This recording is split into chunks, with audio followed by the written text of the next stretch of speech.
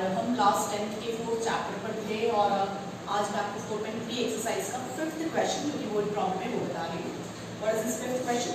Look at this. In a class test, sum of Shefali's marks in maths and English is 30. इसी class test में शेफाली के maths और English के दोनों marks का सम जो है that is 30. Had she got 2 marks more in maths and 3 marks less in English, the product of their marks would have been 210. Find her marks in 2 subjects. हम यहाँ बोला है कि अगर हम शेफाली के जो मैथ्स में मार्क्स है उसको 2 इंक्रीज करते हैं, +2 करते हैं, और इसी तरह इंग्लिश के जो मार्क्स है उसमें हम 3 लेस कर दें, दैट मींस 3 माइनस कर दें, तो जो आपके पास नए मार्क्स आएंगे उनका प्रोडक्ट जो होगा दैट विल बी 210. तो सिंपली हमें इक्वेशन बनानी है. सबसे फर्स्ट लेट शेफालीज मार्क्स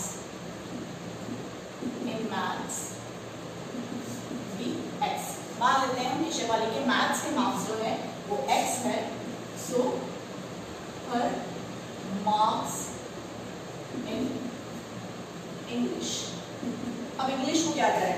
हमें यहाँ पर दिया था कि दोनों सब्जेक्ट्स के मार्क्स का सम आपका 30 है. तो अगर मैथ्स में हम x ले रहे हैं तो ऑब्वियसली कि इंग्लिश का क्या हो जाएगा 30 माइनस x. जैसे अगर सपोज करें कि हम मैथ्स में आपके 10 मार्क्स हैं तो इंग्लिश के कितने होंगे 30 माइनस 10 दैट इज 20. सिमिलरली अगर हम मैथ्स के x मार्क्स ले रहे हैं तो इंग्लिश के कितने हो जाएंगे 30 minus x. Now according to question जो हमारे पास यहाँ पर दिया है कि मैथ्स में अगर हम 2 मार्क्स इंक्रीज करते हैं दैट मींस पहले हमारे पास मैथ्स के मार्क्स क्या थे x, उसमें हमने 2 इंक्रीज किए and 3 marks less in English, और इंग्लिश के जो मार्क्स है उसमें हम 3 लेस कर दिए. तो इंग्लिश के मार्क्स थे हमारे 30 माइनस x, उसमें से हमने 3 लेस किया और इन दोनों का प्रोडक्ट जो है दैट इज 210. तो सिंपली आपके पास ये इक्वेशन आ गई. इसे आगे प्रोसीड करो. You will get a quadratic equation और उसे सॉल्व करने पर हमारे पास दोनों सब्जेक्ट के मार्क्स आ जाएंगे. तो ये हो गया हमारे पास this 30 minus 3, this is 27 minus x equals to 210. Open these brackets. We will get 27x minus x square plus 54 and minus 2x equals to 210. Now again minus x square we आगे लिख रही हूँ, and 27x minus 2x is plus 25x and plus 54 minus 210 equals to 0. Now minus x square plus 25x plus minus minus, तो minus का symbol आएगा, 310 बड़ा है और इसका सबट्रैक्शन करें हम, this will be 156 equals to 0. Now ये हमारे पास क्वाड्रेटिक इक्वेशन आ गई. इसके बाद भी आप डायरेक्ट क्वाड्रेटिक फॉर्मूला लगाना चाहो तो लगा सकते हो, लेकिन कुछ स्टूडेंट इसमें मिस्टेक कर देते हैं. तो बेटर ये होगा कि आपके पास जो एक्स स्क्वायर का कोएफिशिएंट है वो आप हमेशा पॉजिटिव में रखो, तो आगे जो हम स्टेप्स करेंगे उसमें आपको प्रॉब्लम नहीं आएगी. तो हम क्या कर रहे हैं, ये माइनस एक्स स्क्वायर है तो हम पूरी इक्वेशन में से माइनस कॉमन ले रहे हैं. देन अगर माइनस कॉमन ले रहे हो तो सबके साइन चेंज हो जाएंगे. तो this minus 25x plus 156 equals to 0. और माइनस जब 0 में चला जाएगा तो आपके पास सिंपली ये ब्रैकेट वाली टर्म है नहीं बचेगी रिमाइंडिंग. तो you will get x square minus 25x plus 156 equals to 0.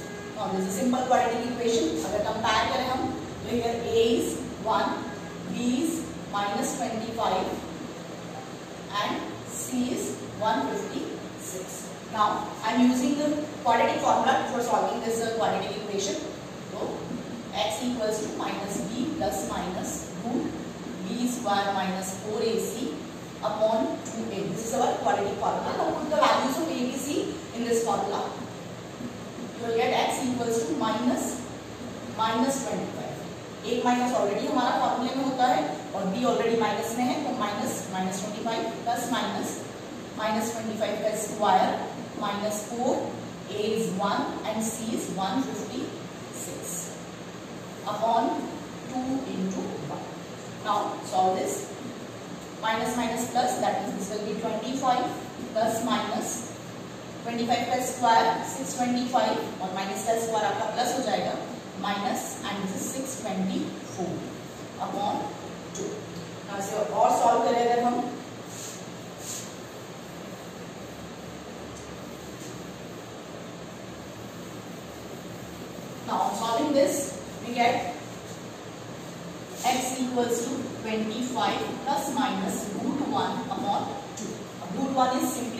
1, that means हमारे पास हो गया 25 प्लस माइनस 1/2। तो जैसा कि हम क्वाड्रेटिक इक्वेशंस में करते हैं, एक बार आपको प्लस के अकॉर्डिंग सॉल्व करना है एंड नेक्स्ट टाइम आपको माइनस के अकॉर्डिंग सॉल्व करना है। तो आपके पास दो सॉल्यूशंस आ जाएंगे, x equals to 25 plus 1/2 and 25 minus 1/2। So here we get x equals to 26/2, that will be 30, and here it is 24/2, that is 12. So we get x equals to 13 and 12. दो answers हमारे पास आने चाहिए quadratic equation में। तो x के हमारे पास यहाँ पर भी दो वैल्यूज आ रही है 12 एंड 13, बट यहाँ पर ऐसा नहीं है कि हम इसे किसी भी एक वैल्यू को रिजेक्ट लिख देंगे। रिजेक्शन आपको अकॉर्डिंग टू द क्वेश्चन करना है। क्वेश्चन में ऐसी कोई कंडीशन है तभी हम किसी भी टर्म को उसके अकॉर्डिंग रिजेक्ट कर सकते हैं, ऐसे ही हम सिंपली नहीं रिजेक्ट करते। कुछ स्टूडेंट सोचते हैं कि अगर नेगेटिव में नंबर आ रहा है, आपके पास x की वैल्यू आ रही है, तो उसे हमें रिजेक्ट लिख देना है। ऐसा भी नहीं है, वो क्वेश्चन के ऊपर डिपेंड करेगा कि अगर जैसे कोई साइड की आपके पास वैल्यू, जैसे हमने प्रीवियस क्वेश्चंस में कहा, या एज से रिलेटेड क्वेश्चन, तो एज नेगेटिव नहीं हो सकती, तब हम नेगेटिव वाले टर्म को भी रिजेक्ट करते हैं। अदरवाइज नेगेटिव वाला भी आपका आंसर हो सकता है। ठीक है, तो यहाँ पर अभी हमारे पास कोई भी value neither 30 nor this 12 will be rejected, दोनों ही हमें अभी एक्सिस के अकॉर्डिंग लेकर चलने हैं। तो फर्स्ट हम केस ले रहे हैं कि इफ अगर x जो लिया था हमने क्या लिया था, मैथ्स के मार्क्स लिए थे, तो इफ मार्क्स इन मैथ्स क्या था हमारे पास x दैट इज 13, अगर हम 13 मार्क्स लेते हैं मैथ्स में, देन इंग्लिश में कितने मार्क्स हो जाएंगे, then marks in English will be क्या था हमारा 30 minus x, that means 30 minus 13, that is 20, that is 17. And similarly, तो अगर मैथ्स में 13 मार्क्स है तो इंग्लिश में उसके 17 मार्क्स आएंगे। सेकेंड केस अगर हम लें कि मैथ्स में सपोज उसके 12 मार्क्स आ रहे हैं, if marks in maths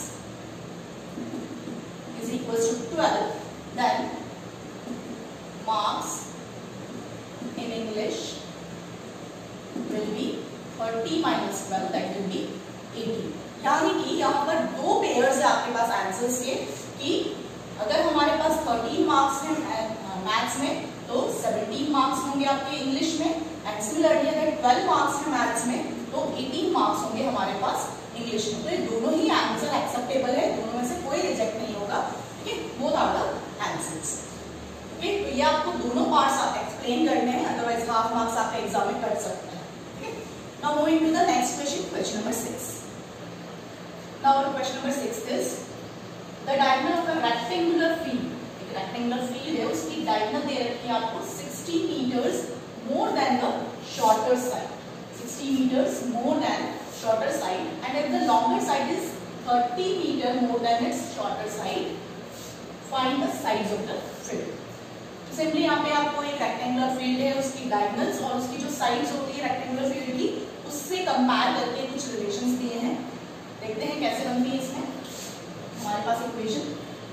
suppose this is a rectangular field है ना, तो इसमें हमें सबसे फर्स्ट देखें कि डायगोनल को कंपेयर किया है शॉर्टर साइड से, and the longer side is also compared with shorter side. तो हम जो शॉर्टर साइड है उसको सपोज x मान लेते हैं। ठीक है, अब देखें हम वापस से रीड करें, this is the shorter side, तो हमने इसे x माना।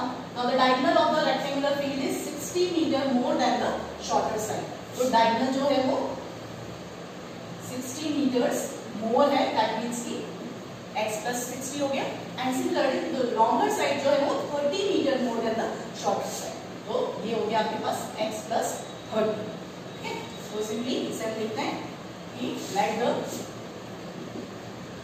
shorter side of a rectangular field equals to x meters, and so the longer side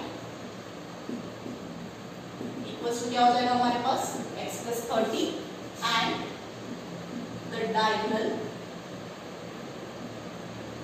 is equals to x plus 60. Now the main thing, अब हम इसमें equation कैसे frame करें। यहाँ पर अब रेक्टेंगल बोला है और सिंपली हमें पता है कि रेक्टेंगल में हमारे पास ये एंगल्स जो होते हैं वो 90 डिग्री होते हैं और हमने इससे पहले भी क्वेश्चन किया था राइट एंगल ट्राइंगल का कि राइट एंगल ट्राइंगल में हमारे पास पाइथागोरस थ्योरम होती है। तो सेम लॉजिक हमें यहाँ पे भी यूज करना है कि this is a right angle triangle. तो हम यहाँ पर अगर पाइथागोरस थ्योरम अप्लाई करें तो आपके पास इक्वेशन फ्रेम हो जाएगा। तो कैसे कर रहे हैं कि बाय पाइथागोरस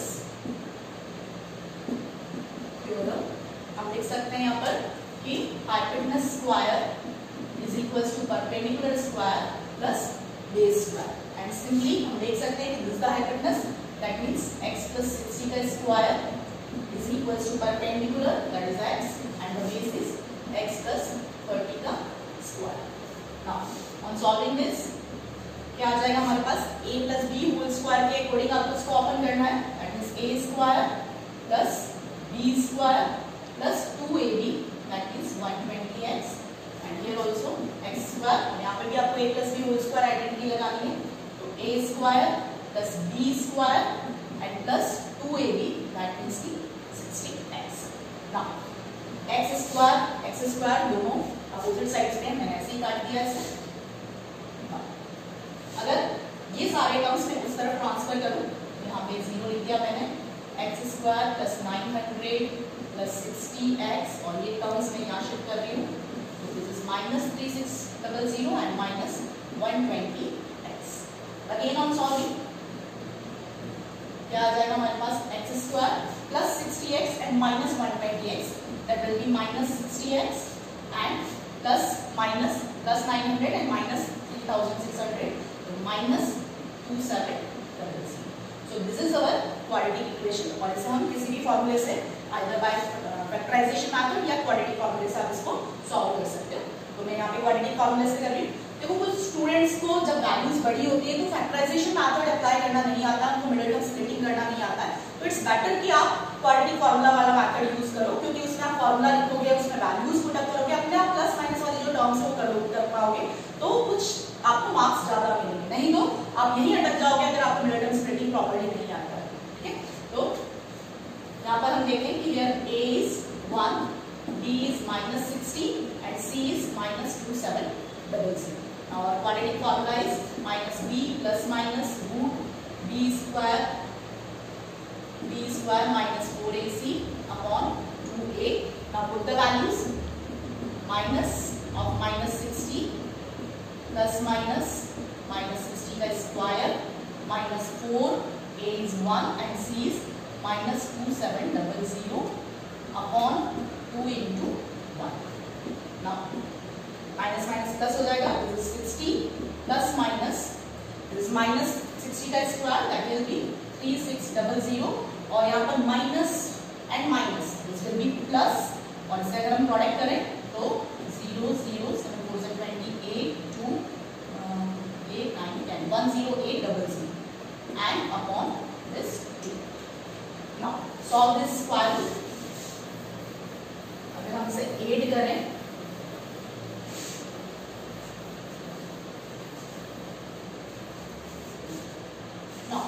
अगर हम यहाँ पर देखें तो x equals to 60 plus minus this 3600 plus 10,800 को आप प्लस करोगे you will get 14400 and this upon 2।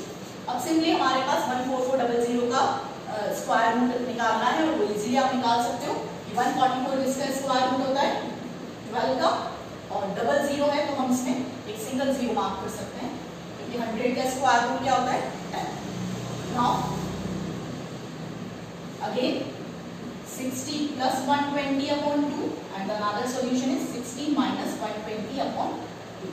अगर सॉल्व करें हम इसे तो this is 180 upon 2 that will be 90 and here it is minus 60 upon 2 that will be 30। तो आपके पास x की जो values I that are the 90 and minus 30।